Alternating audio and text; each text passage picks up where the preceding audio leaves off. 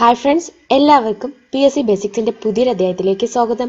ഇന്ന് നമ്മൾ ഡിസ്കസ് ചെയ്യാൻ പോകുന്നത് യൂണിവേഴ്സിറ്റി അസിസ്റ്റൻ്റ് എക്സാമിന് ചോദിക്കാൻ സാധ്യതയുള്ള കുറച്ച് പ്രീവിയസ് ഇയർ ക്വസ്റ്റ്യൻസും അതുപോലെ അത് റിലേറ്റഡ് ആയിട്ടുള്ള കുറച്ച് കാര്യങ്ങളുമാണ്. ഓക്കെ, അപ്പോൾ ഇതുവരെയും ഈ ചാനൽ സബ്സ്ക്രൈബ് ചെയ്യാത്തവരുണ്ടെങ്കിൽ ചാനൽ സബ്സ്ക്രൈബ് ചെയ്യുക. കൂടാതെ തൊട്ടടുത്തുള്ള ബെൽ ബട്ടൺ പ്രസ് ചെയ്താൽ ഞാനിടുന്ന വീഡിയോസിൻ്റെ നോട്ടിഫിക്കേഷൻ നിങ്ങൾക്ക് കറക്റ്റ് ലഭിക്കുന്നതായിരിക്കും. ഓക്കെ, അപ്പോൾ നമുക്ക് ആദ്യത്തെ ക്വസ്റ്റ്യൻ നോക്കാം.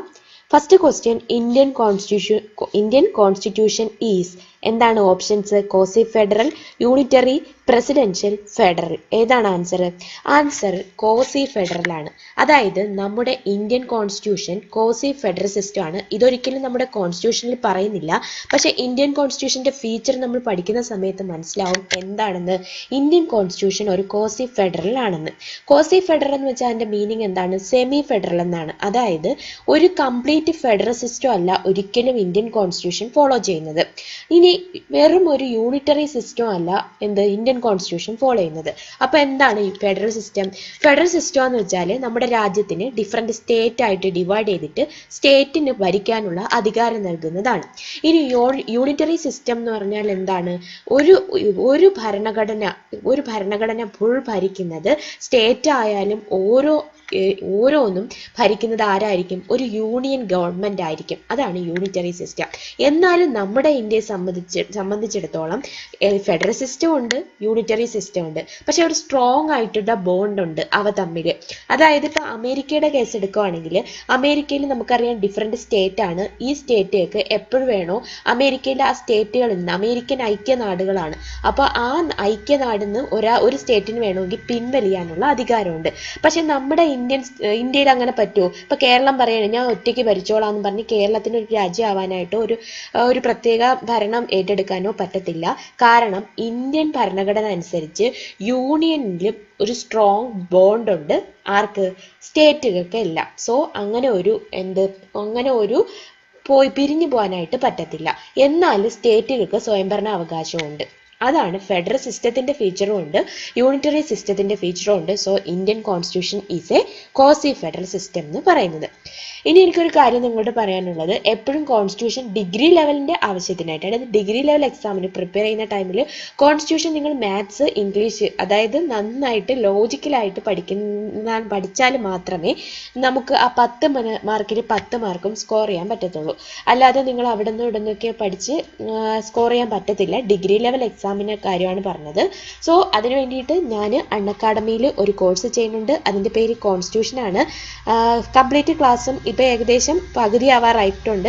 തീർച്ചയായിട്ടും നിങ്ങളത് എൻറോൾ ചെയ്യണം. എൻറോൾ ചെയ്താൽ നിങ്ങൾക്ക് കുറച്ച് ട്രിക്സ് ടിപ്സൊക്കെ യൂസ് ചെയ്യുന്നുണ്ട്. കൂടാതെ നന്നായിട്ട് എക്സ്പ്ലെയിൻ ചെയ്ത് എന്താണെന്നും പറയുന്നുണ്ട്. അതിന് വേണ്ടിയിട്ട് തീർച്ചയായിട്ടും നിങ്ങൾ എൻ്റെ പ്രൊഫൈൽ നെയിം ജസ്ന BV എന്നാണ്. ഫോളോ ചെയ്യുക, കോഴ്സ് എൻറോൾ ചെയ്യുക. Okay, next question. Who termed the 1919 reforms dissatisfying, disappointing and a sun without morning? Options: Subhash Chandrabose, Balagangadhara Tilak, Dadabhai Nowroji, Aurobindo Ghosh. ആരാണ് ആൻസർ? ബാലഗംഗാധര തിലകാണ്. അതായത് 1919 റീഫോംസ് ആക്ട്, അത് മൊണ്ടേഗു ചെംസ്ഫോർഡ് റീഫോംസ് എന്നാണ് ഇത് അറിയപ്പെടുന്നത്. ഇത് മൊണ്ടേഗു സെക്രട്ടറിയും ചെംസ്ഫോർഡ് വൈസ്രോയി ആയിരുന്ന സമയത്ത് നിലവിൽ വന്നതാണ്. സോ അതുകൊണ്ടാണ് മൊണ്ടേഗു ചെംസ്ഫോർഡ് റീഫോംസ് എന്ന് ഇത് അറിയപ്പെടുന്നത്. ഇത് നിലവിൽ വന്ന സമയത്താണ് ബാലഗംഗാധര തിലക് ഇങ്ങനെ അഭിപ്രായപ്പെട്ടത്. എന്താണ്? Dissatisfying, disappointing and a sun without morning. അതായത് എന്താണ്?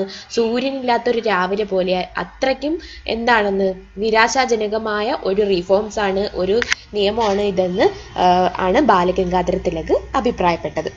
Next, the concept of vaccination was first developed by. Concept of vaccination ആരാണ് ഫസ്റ്റ് എന്നുള്ള കൺസെപ്റ്റ് ആരാണ് ഫസ്റ്റ് ഡെവലപ്പ് ചെയ്തത്? ആരാണ്? Option: Louis Pasteur, Edward Jenner, Jonas Salk, then Joseph Meister. Answer Edward Jenner ആണ്. Edward Jenner ആണ് vaccination എന്ന concept ആദ്യമായിട്ട് develop ചെയ്തത്. അദ്ദേഹമാണ് ആദ്യമായിട്ട് വാക്സിൻ എന്ന വേർഡ് വേർഡ് യൂസ് ചെയ്തത്?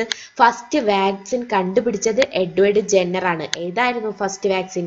സ്മാൾ പോക്സിന് എഗെയിൻസ്റ്റ് ആയിട്ട്, ചിക്കൻ പോക്സിന് എഗെയിൻസ്റ്റ് ആയിട്ട് നിലവിൽ വന്നതാണ് എന്ത്? ഈ എഡ്വേർഡ് ജെന്നർ കൊണ്ടുവന്ന വാക്സിൻ. ഈ ചിക്കൻ പോക്സിനെതിരെയുള്ള വാക്സിന്റെ പേര് വെരിസെല്ല വാക്സിൻ എന്നാണ്. വെരിസെല്ല വാക്സിൻ ആണ്, വെരിസെല്ല വാക്സിൻ. ഓക്കെ, അപ്പോൾ എഡ്വേർഡ് ജെന്നർ ആണ് വാക്സിനേഷൻ എന്ത് ഫസ്റ്റ് ഡെവലപ്പ് ചെയ്തത്. വാക്സിൻ എന്ന പദം ആദ്യമായിട്ട് യൂസ് ചെയ്തു, വാക്സിൻ കണ്ടുപിടിച്ചു. സ്മോൾ പോക്സിനകത്ത് വേണ്ടിയിട്ട് ആദ്യമായിട്ടൊരു വാക്സിൻ കണ്ടുപിടിച്ചതും എഡ്വേർഡ് ജെന്നർ ആണ്. ഇനി ലൂയിസ് പാസ്റ്ററിന്റെ പ്രത്യേകത, അദ്ദേഹമാണ് ഹൈഡ്രോഫോബിയ, അതായത് പേവിഷബാധയ്ക്കും ആന്ത്രാക്സിനും എതിരെ അതിനെതിരെ രണ്ടും വാക്സിൻ കണ്ടുപിടിച്ചത് ലൂയിസ് പാസ്റ്റർ ആണ്. ഈ ഹൈഡ്രോഫോബിയ എന്താണ്? പേവിഷബാധ. പേവിഷബാധയ്ക്ക് എതിരെ വാക്സിൻ കണ്ടുപിടിച്ചിട്ട് ഇത് ആദ്യമായിട്ട് ഉപയോഗിച്ചത് ജോസഫ് മിയസ്റ്ററിലാണ്. ആരാണ്? ജോസഫ് മിയസ്റ്റർ. അതുകൊണ്ടാണ് ഈ ഓപ്ഷൻ വന്നത്. ജോസഫ് മിയസ്റ്ററിലാണ് ഹൈഡ്രോഫോബിയക്ക് എതിരെയുള്ള വാക്സിൻ ലൂയിസ് പാസ്റ്റർ പരീക്ഷിച്ചത്. ഇനി പോളിയോ വാക്സിൻ കണ്ടുപിടിച്ചതാണ് ജോനാസ് സാൽക്ക്. ഇത് ഇമ്പോർട്ടൻ്റ് ആയിട്ട് ഉള്ളതാണ്, ഒരുപാട് എക്സാമിന് ചോദിച്ചിട്ടുള്ളതാണ്. ഓക്കെ, അപ്പോൾ ആദ്യത്തേത് എഡ്വേർഡ് ജെന്നർ ആണ്. വാക്സിന്റെ കാര്യം നമ്മൾ പറഞ്ഞു. ചിക്കൻ പോക്സിന്റെ വാക്സിന്റെ പേര് വെരിസെല്ല വാക്സിൻ എന്നാണ്. ലൂയിസ് പാസ്റ്റർ ആണ് ഹൈഡ്രോഫോബിയയ്ക്കും ആന്ത്രാക്സിനും എതിരെയുള്ള വാക്സിൻ കണ്ടുപിടിച്ചത്. പോളിയോ വാക്സിൻ കണ്ടുപിടിച്ചത് ജോനാസ് സാൽക്കാണ്. ഓക്കെ, അടുത്തത് which is the instrument used for measuring growth of plants? Which is the instrument used for measuring the growth of plant? പ്ലാന്റിന്റെ ഗ്രോത്തിന് വേണ്ടിയിട്ട് ഏത് ഇൻസ്ട്രുമെന്റ് ആണ് യൂസ് ചെയ്യുന്നത്? ഏത് ഇൻസ്ട്രുമെന്റ് ആണ് ഇത് യൂസ് ചെയ്യുന്നത്? ഹൈഗ്രോസ്കോപ്പ് ഓപ്ഷൻ ഉണ്ട്, ഹീലിയോമീറ്റർ, അടുത്ത പ്ലാനിമീറ്റർ, ക്രെസ്കോഗ്രാഫ്. ആൻസർ ക്രെസ്കോഗ്രാഫ് ആണ്. ഓക്കെ, ഇതിന്റെ ആൻസർ എന്താണ്? ഗ്രോത്ത് ഓഫ് പ്ലാന്റ്സ് മെഷർ ചെയ്യാൻ വേണ്ടിയിട്ട് യൂസ് ചെയ്യുന്ന ഇൻസ്ട്രുമെന്റ് ക്രെസ്കോഗ്രാഫ് ആണ്. ഇനി ഹൈഗ്രോസ്കോപ്പ് എന്തിനു വേണ്ടിയിട്ടുള്ളതാണ്? റിലേറ്റീവ് ഹ്യൂമിഡിറ്റി, ആപേക്ഷിക സാന്ദ്രത അളക്കുന്നതിന് വേണ്ടിയിട്ടുള്ളതാണ് ഹൈഗ്രോസ്കോപ്പ്, റിലേറ്റീവ് ഹ്യൂമിഡിറ്റി. ഇനി പൈറിലിയോമീറ്റർ യൂസ് ചെയ്യുന്നത് ഹീലിയോ എന്ന് ഉദ്ദേശിക്കുമ്പോൾ തന്നെ മനസ്സിലാക്കണം സൂര്യനുമായിട്ട് ബന്ധപ്പെട്ടതാണ്. സോളാർ റേഡിയേഷൻ മെഷർ ചെയ്യാൻ വേണ്ടിയിട്ടാണ് പൈറിലിയോമീറ്റർ യൂസ് ചെയ്യുന്നത്. അടുത്തത് പ്ലാനിമീറ്റർ യൂസ് ചെയ്യുന്നത്, അതായത് ഒരു പ്രതലത്തിലെ ദ്വിമാന അളവ് അതായത് 2 ഡയമെൻഷണൽ അളവ് കണക്കാക്കാൻ വേണ്ടിയിട്ട് ഉപയോഗിക്കുന്നതാണ് പ്ലാനിമീറ്റർ. ഓക്കെ, അപ്പോൾ hygroscope relative humidity, pyroheliometer solar radiation, planimeter എന്താണ്? 2Dയുടെ അളവെടുക്കുന്നതിന് വേണ്ടിയിട്ടാണ്.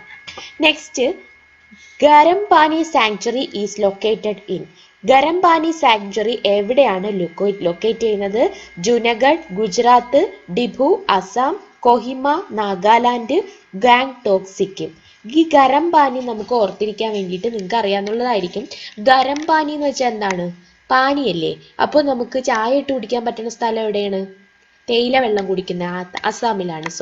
ഗരംപാനി സാങ്ച്വറി ഉള്ളത് എവിടെയാണ്? അസമിലാണ്. അസമിലെ ധിബുവിലാണ് ഗരംപാനി സാങ്ച്വറി ലൊക്കേറ്റ് ചെയ്യുന്നത്. ഇത് ഹോട്ട് വാട്ടർ സ്പ്രിങ്ങിന് ഏറ്റവും ഫേമസ് ആയിട്ടുള്ളതാണ് ഈ സാങ്ച്വറി. ഹോട്ട് വാട്ടർ സ്പ്രിങ്ങിന് ഫേമസ് ആയിട്ടുള്ളതാണ് ഗരംപാനി സാങ്ച്വറി. ഈ അസമിലെ പ്രധാനപ്പെട്ട നാഷണൽ പാർക്ക് ഇപ്പോഴങ്ങ് പഠിച്ചു വെച്ചോളണം. ഏറ്റവും ഇമ്പോർട്ടൻ്റ് ആയിട്ടുള്ളതാണ് ഓരോന്നും. ഒന്നാമത്തത് കാസിരംഗ, മനാസ്, നമേരി, ദിബ്രു സൈക്കോവ, ഒറാങ്. ഏതൊക്കെയാണ്? കാസിരംഗ, മനാസ്, പിന്നെ Nameri, Dibru Saikhowa, Orang. Okay, next, Bharat Mata is a well known painting of? Bharat Mata ഏറ്റവും ഫേമസ് ആയിട്ടുള്ള ഒരു പെയിന്റിംഗ് ആണ്. ഇത് ആരതാണ്? ബി മുഖർജി ഉണ്ട് ഓപ്ഷൻ, രാജാ രവിവർമ്മ, നന്ദലാൽ ബോസ്, അബനീന്ദ്രനാഥ ടാഗോർ. ആൻസർ അബനീന്ദ്രനാഥ ടാഗോർ ആണ്. ഇത് ഭാരത് മാത എന്ന് പറയുന്നത് ഒരു വാട്ടർ പെയിന്റിംഗ് ആണ്. ഇത് ഭയങ്കര ഫേമസ് ആയിട്ടുള്ളതാണ്. സ്വദേശി മൂവ്മെന്റിന്റെ സമയത്ത് പെയിന്റ് ചെയ്തതാണ് ഇത്. ഓക്കെ, ഭാരത് മാത. ഇത് വിക്ടോറിയ മെമ്മോറിയൽ ഹാൾ, കൊൽക്കട്ടയിലെ പ്രസിദ്ധമായ വിക്ടോറിയ മെമ്മോറിയൽ ഹാളിലാണ് ഇത് സ്ഥാപിച്ചിരിക്കുന്നത്. പേര് ഭാരത് മാത. അത് വരച്ചതാരാണ്? അബനീന്ദ്രനാഥ് ടാഗോർ ആണ്. അടുത്തത് absorption of iron requires the following nutrient in the diet.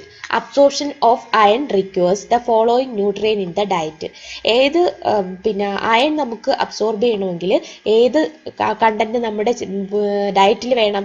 Vitamin C, zinc, iodine, fat. Vitamin C ആണ് വേണ്ടത്. വൈറ്റമിൻ സി ഉണ്ടെങ്കിൽ മാത്രമേ എന്ത് ചെയ്യാൻ പറ്റത്തുള്ളൂ? അയൺ അതിൽ നിന്ന് അബ്സോർബ് ചെയ്യാനായിട്ട് പറ്റത്തുള്ളൂ.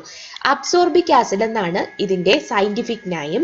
ഇതൊരു വാട്ടർ സോലുബിൾ, വെള്ളത്തിൽ ലയിക്കുന്ന വൈറ്റമിൻ ആണ് വൈറ്റമിൻ സി. അടുത്തത് സ്കർവി ആണ് ഇതിന്റെ അപര്യാപ്തത മൂലം ഉണ്ടാകുന്ന രോഗം. It is destroyed by heat, അതായത് ചൂടാക്കുമ്പോൾ നഷ്ടപ്പെടുന്ന വൈറ്റമിൻ ആണ് വൈറ്റമിൻ സി എന്ന് പറയുന്നത്.